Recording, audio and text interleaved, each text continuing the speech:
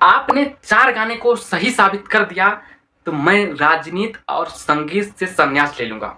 ये पवन सिंह ट्विटर पे एक कल शाम को ट्वीट करते हैं कि ट्वीट का मतलब मैं समझाऊंगा आप लोग को शॉर्टकट में। ध्यान से सुनना आप लोग। आपने सिर्फ पवन सिंह का दिल नहीं दुखाया है, 40 करोड़ भोजपुरी भाषा सुनने वालों को ठेस पहुंचाया है। और अगर आप लोगों ने 4 गाने का सही साबित कर दिया तो मैं राजनीति और संगीत दोनों से संन्यास ले लूंगा, नहीं तो आपको संन्यास देना पड़ेगा।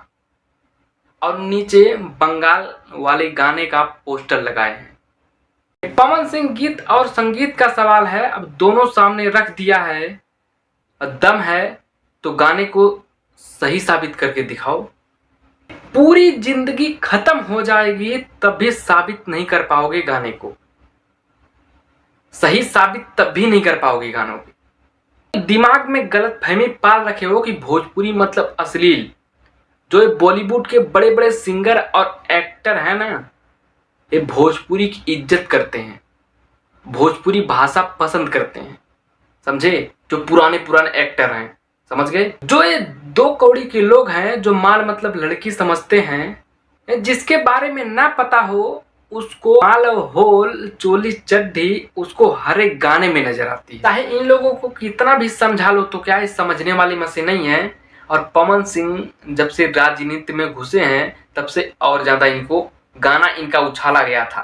नहीं, पहले तो मनोज तिवारी और रवि किशन, दिनेश लाल का गाना उछाला ही जा रहा था, अब पवन सिंह का ही गाना उछाला गया था। और शायद कि जिस लिए उछाला गया वो हो गया, पवन सिंह को टिकट तो मिली नहीं, अब बेइज्जती खामोखाम हुई इनकी। और जो होना था वो हो गया।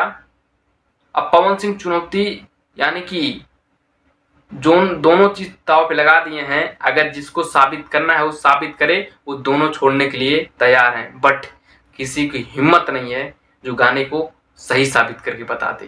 दोस्तों आज के लिए इतना ही, हम यहीं पर वीडियो एंड करते हैं। अगर चैनल पे नए हो सब्सक्राइब करना। चलते हैं, बाय बाय।